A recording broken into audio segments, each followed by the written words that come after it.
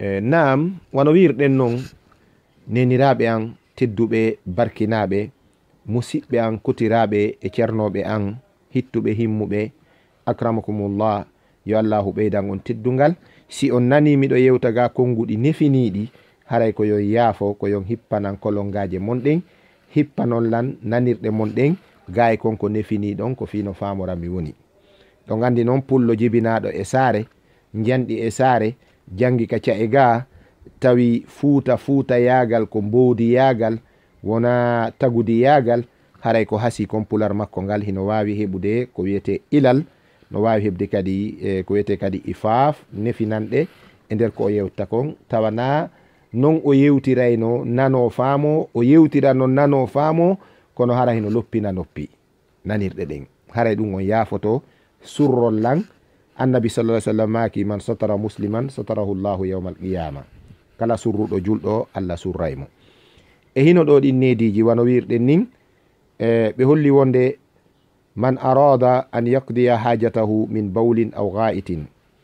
kala on julɗo woni duhiɗo ma suddiɗo faalaɗo huntude haaju mu'um immorde hibbugol ndiyan ɗan ɗum woni sofugol ngol aw ga'itin ma huntugol duhol ngol ɗum woni yahugol hurgo janongon fa yanbaghi lahu aw laha at-ta'adduba bima ya'ti haray de no hanani mo kanko oɗo julɗo gorko ma julɗo suddiɗo nde o netorta ko ɗum woni netorgol ko nde o jokkata ɗiɗo nediji ɗiɗi andanɗa hoore ma hino ara ɗo o ne'ora ɗiɗo o netora ɗiɗo e bange kuntal haaju ngal o heɓa moƴƴere ka Allah tabaraka wa taala o daɗa jarrabuyeji e boneji sheytanuji e ko wiyete kon mortagol e dina makko. Haray al adabul awwal needi araniri ndin wonande huntugol haajungol attasatturu wal bu'udu anin nasi la siyama fil khalla. ɓe wi ara nun ɗum needi araniri ndin ko attasatturu ko ɗum woni attasattur ko surinagol ma ko wiyete suuɗitagol ma ko wiyete bakitagol ma ko wiyete maragol ma ko wiyete wirnitagol. haray ɗeɗo pule ɗe fof e majje iɗe yaha e bange firtugol oɗo kalima goto e arabu o wowla ka arabu o wolira none wotere ka pular firtuɗen firoji jowi tawi firo be e ɗiɗo no waywa ko pullo wiyata kon ko sammi sari e ko sakki sari sammi sari sakkike sari fof ko honɗum ko fino sari heɓora jungo ngon e sooke on gon ko teral gotal gite ɗen e kolongaje ɗen ko teral gotal jooɗeɗo e toleɗo fof ko hunde wotere jaɓuɗo ñaama e jaɓeɗo nafo ɗon fof ko hunde wotere fanda ko woni haray kono wolirte non e wolante ɗon woni ko sirti. Idan attasatturu ko wirnitagol bimana suuɗitagol wal bu'udu e woɗɗitagol anin nasi ga e yimɓe ɓen e defte go nana ɓe na an anzari nas ga e darɗe yimɓe ɓen wona e nokkure ka huntata haaju ɗon ɗum woni needi araniri ndin tawa goto sutakima si tawi ka nder hurgo gera ha mbafalngal ombo gera ha tawa tawi hiɗa jooɗi kadi a daraki kadi feƴƴoɓe no hayno ma so tawi ka ɓawo fitare yaha ha anda ɗo amarike madama gayni natude ka fitare hande kadi geru maroɗa bimana wirno few si tawi ka ɓawo bape kadhalika haray wirnitoɗa so tawi kadi koye ɓawo fetere kadi aray ɗon kadi ɓeyda wirnitade do sellata no harmani julɗo nde tawata mo nokkure mo huntude haaju tawa feƴƴoɓe e woɗɗitiɓe no sutimo hara feƴƴoɓe e sutiɓe ni e feƴƴoɓe e woɗɗitiɓe e ɓattiɓe hara no sutimo sina hara ko ara ɗo wirñiti yurnotoɗo joni daarirowo ka jolɗe hurgo ma ɓen jarriboraɓe nawnare ko wiyete kon maradu shahwa tawoɓe si ɓe andi tun huggo debbo naati ka hurgo haray hande kadi hiɓe leppo eɓe yurno tun si ɓe hawra e jolkoy si on ɗon hawri e jolkun o yi'ima a woni wirtiɗo e makko an ala bakkatu ko kanko mari bakkatu kono noon si tawi ko an jonniyo ɗum waɗu ko an weeɓiniyo ɗum waɗu saabu angal ombugol bafal ngal e saabu angal muutoyagol ngol ka yahata hunta haaju ɗon e saabu angal maragol ngol ha ando marike ɗon haray a heɓi probléme ka allahu tabaraka wa taala saabu ɗe tere wiyeteɗe tere wirtere ɗe Allahu tabaraka wa taala yamirino e gila ka arande lawol yo ɗe suuɗe ko sabu suuɗugol ɗe e sabu suɓugol ko ñamata kon e darugol ka walata kon walata ɗon ko ɗum sendi en e kulle ɗen ka burure bi mana ko sabu fitra e din woni ko sendidiri en e kulle ɗen mulu no Allah tagiri en non e dina ka okki en kan ko ka sendidiri en e kulle ɗen enen en suɓay ko ñameten kon en daray ka waloto ɗen ɗon en calculay ko huweten kon amma kulle ɗen laysa laha at-tamyiz kulle ɗen ala ɗum sendidirgol ɗo mi wirtike e ɗo mi wirtaki haray si tawi neɗɗo wa'i non kanko e kulle ɗen haray ɓe foti yo Allah dandu neɗɗo non o wonde bi manzilatil hayawan e nokku ko wiyete kullil nde ɗo woni toɓɓere aranere nden ko yon tigi yaw suuɗo on tigi yaha maro kaw huntata haaji on ɗon tawa gite yimɓe ɓen sutaki mo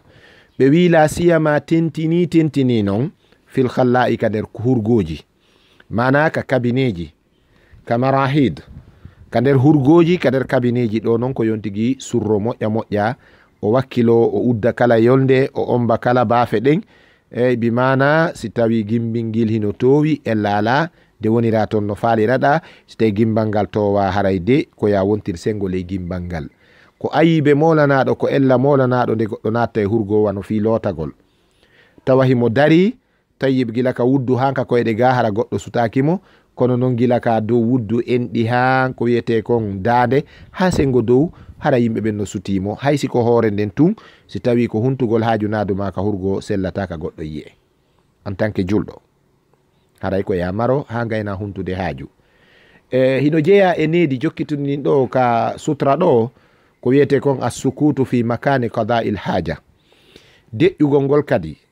deƴƴa hok ka nokkure kawntigi huntata haaju ɗon hiɗon geli annabi sallallahu alaihi wasallam no yewten fi yimɓe ɗiɗo naatuɓe e lette Allah tiiɗuɗe ɓe rewno hakkunde kabruji ɗiɗi ñande goo ɓe wondi e sahaba ɓen ɓe tetti kaaki ɗiɗi ɓe wallini hoore kabru ɓe maaki Allah foygintinan ɓeɗo haysi ko ha yeru koye kakoye ɗo yoora sahaba ɓen ngalɗi ko honɗum ɓe bonni nelaɗo maaki sallallahu alayhi wa sallam yu'adzabani wa ma yu'adzabani min kabirin ɓe hino lettede kono kon ɓe wona lettirede kon fi mum na ko satti koko welno accitude goɗɗo e maɓɓe o jindayno ka saare o waddidira yimɓe ɓen ɗimmo on o yahayno huntugol haaju o suuɗitotako e fillayego o yahayno huntugol haaju ara o naɓorari ndiyan yani o waɗari koyete istinja'u o salligaki o ƴettari ndiyan annabi make nder hadise go alma'u min alma'i si ndiyam yalti yo ndiyam ɓanne idan famen ɗum haray ka nder hurgo ton on tigi fanka no jeeya ko jokkiti ndiɗo needi ka wirnitagol as-sukutu fi makani qada'il haja neɗɗo nokkure ka woni huntude haaju ɗon ko yo deƴƴu so tawi ko wonɗo ñamude ko yo wowlor wonde o deƴƴora wonde deƴƴugol ngol few few ko needi annasara wolwol wono wowlude no wala walanno ha gayna ñamude ɗum ko needi alyahud ko neediji bonɗi haray julɓe ɓen ko wono hakkunde ɗon wowla wonde fankora wonde amma ka nokku huntirɗo haaju fala yajuzul kalam fihi haala dagota ko halla sellata ka nder douche si tawi non goɗɗum hiɗa ka nder hurgo toon bone no wadde masalan bobo no fokkitiri ka koloyru ma goɗɗo naati ka nder suudu no wubbiri ka wonirɗa ɗon haray maati siko bobo on ewno ƴette bobo on itton ka koloyru si tawi ko modi ma naati ka suudu no ɗaɓɓita kaari hiɗa ka douche maɗa haray ko ya matin o andayɗa toon wona yayno miɗo ɗo habbelan ma jooɗeɗa wontireɗa ɗuɗɗina haala wingil a wowlay tun haalaji duniya ɗin haalaji aduna ɗin malayka ɓen doganate tawi ka hurgo si ɓe tawiɗa huntude haaju a wirtike maɓɓe ɓe huuɗe donc haray a heeɓi tana ɗum ko woɗɗitagol ɗum needi ɗimmiri ndin ɓe wi ko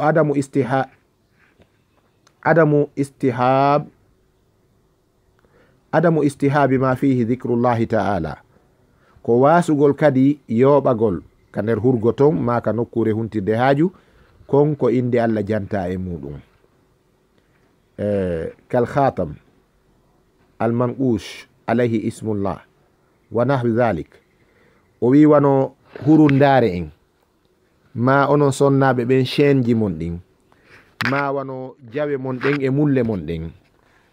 ma jogagol wano kaydiri en ma goɗɗum konko tawata inde Allah no windi e mum imma aya qur'ana hino windi e muɗum ma inde Allah nden no waɗa e nden hurundare ɗon ma ngol chainewol maɗa ɗon ma ngol mullo maɗa ɗon haray dagota ko yoɓagol ɗum ka nokkure huntirde haaju. Nene Aisha radiyallahu taala anha yumma meɗen o yoni en e bange ndiɗo needi ka hadisul ifki ka suratul nuri nyande o toñirano o bone ɗo Allah laɓɓinimo kanko nene Aisha no jeeya e ko fawimo ha nelaɗo e sahaba yeyi accimo ka burure tawi himo luɓi ngannawol jaaja makko Asma himo naɓori ngol. Joni noon hino e ngol Allahu wa Muhammad tawi inde Allah no janta e ngannawol ngol, inde nelaɗo no janta e maggol, o ittingol o walliningol e nokkure o seeni o hunti haaju on o ari o yejjiti rewal ngol ngannawol ngol ka o accingol ɗon o arti o ƴeyi ka hawdaj ka dow puccu ka ngeloba ka nelaɗo accunomo ɗon woni tun seeɗa o anditi o hayki luɓal ngal o jippi o yehi ɗaɓɓitoygol ngannawol ngol o ari o tawi setewol ngol imminama sahaba ɓen e nelaɗo nangi laawol ngol ɓe anda o yaltiti ka hawdaj. Idan o yi ɗum ɗo ko ɗum ko ta'ziman lismillahi jalla wa ala. Allah tabaraka taala no yewtenge ɗum e alquran dhalika wa man yu'azzim sha'air allahi fa innaha min taqwa alqulub. awade andede kala mawninɗo mandeji Allah ɗin teddungal Allah ngal haray dow o heɓi ko wiyete tewkulol ɓernde Allah, tewkulol Allah ɓernde makko. Idan haray kala ko inde Allah janta e mum immorde aya qur'ana ma inde Allah ma hadiseje nelaɗo woni koye kaydi woni koye hunde wota ƴettuɗum yaada e muɗum ka hurgo ko ɗum waɗi ɗi téléphone ji meɗen Android tata qur'anaji no ndetton karama ko ɓe holli wonde sen natide e majji ka hurgo ko yen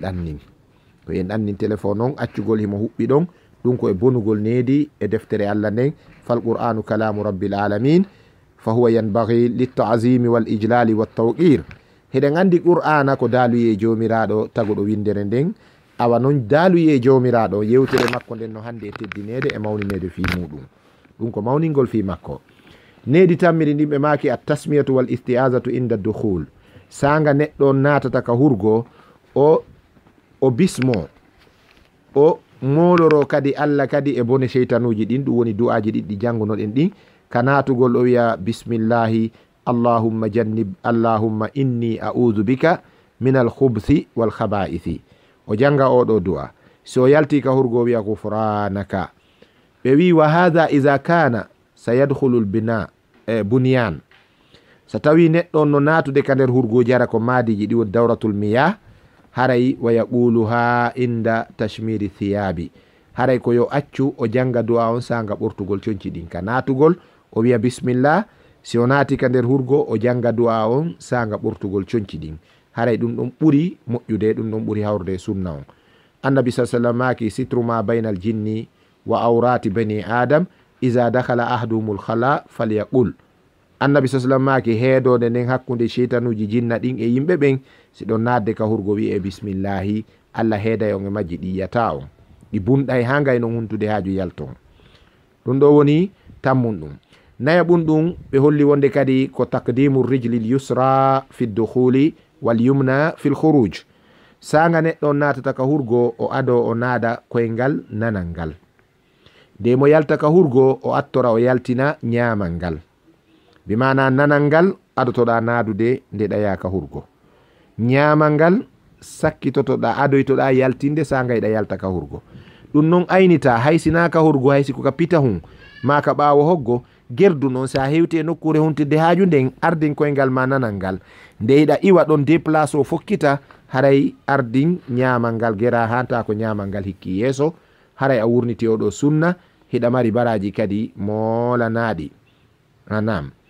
e ko woni imamu Shawkani o maki yewtere nde andanɗa hoore ma hinde ari ka sayrul jarrar deftere no wiye a sayrul jarrar, kanko imo maki wonde naadugol koyɗe ɗen o wi kanko hawrari e ƴiyal ɗum ɗo kono kam selli e almamiɓe ɓen nayoɓe fo e maɓɓe ɓe filli ɗum ɗo ka fatwaji maɓɓe ka defte maɓɓe woni Abu Hanifa e Malik e Shafi Ahmad bin Hanbal e karamakoɓe arɓe wurniti mazahibuji maɓɓe ɗin no addi riwayaji sellinaɗi wonde ɗum ɗo ko sunna hanaɗo wurnitede ga e annabijo sallallahu alaihi wasallam. haray ɗum ɗo woni nayaɓum ɗum attorgol nanal ngal ka natugol ka huntirde haaju e attorgol ñaamal ngal ka yaltugol iway nden ɗon nokkure. haray needi jawaɓiri ndin ko honɗum ko adamu istiqbali lqiblati aw istidbariha inda alqu'udi li qada'i lhaja. Sanga neɗɗo on ari imo joɗanade huntugol haaju on, wota o fewtu qibla on, wota o huccan kadi qibla on, bimana wota o jonnu tinde makko nden qibla on, wota o jonnu hoƴƴudu makko ndun qibla on. Bimana adamu istiqbal, alla yastaqbila alqibla ko wota o fewtu ka qibla, wa alla yastadbiraha wota o huccan qibla on, ko bimana wota o fewtu tawa hoƴƴudu makko ndun hino fewti ka qibla, himo fewtiri ɓaawo. Mana wota o jonnu yeeso makko ngon qibla on, wota o jonnu kadi hoƴƴudu makko ndun qibla on. Ɗum ɗon woni ka nder hurgoji, woni ka kene tentini non e henere, ka burure ma ka ɓaawo hoggo. Hara yontigi reno e ɗum, o reno e muɗum, o rento e muɗum hattirde renagol. Hara o waɗari ɗum ɗo sina ɗum hara o bonike needi Allah tabaraka wa ta'ala. Annabi sallam hino haɗi en ɗum ɓe maki iza ataytumul ghaita fala tastaqbilu lqiblata wala tastadbiruha walakin sharriqu aw gharribu. Hadis on no woda hadise selluɗo mo eggaɗo Abu Ayyub al Ansari, yo Allah wele mo o maki nelaɗo maki so on ari huntugol haaju, wota on fewtu qibla on, wota on huccan qibla on. Harayi ɗum ɗo koko selli ga annabijo sallam. Haray needi jeegaɓiri ndin ko honɗum on tigi rento e laɓɓintinorgol ɗin ɗi laɓɓintinortake, fittortake jaañe, mana fittortake jaañe, fittortake ƴiyal, fittortake ñamete, wano mangore ma piyare ma lemunere laɓɓinortake. Jaañe kadi laɓɓinortake few few few few few few. E kala linsere ma miswaru ma kaydiri ndi andanɗa hoore ma inde Allah no janta e mum, ma aya Qur'an ma ko annabijo sallam hino janta e muɗum. Haray ɗum wota neɗɗon fittoro few, wota o laɓɓintinoro ɗum few. Haray ko ɗum woni detton. Wassalamu aleykum wa rahmatullahi wa barakatuhu. Hadha wa billahi tawfiq.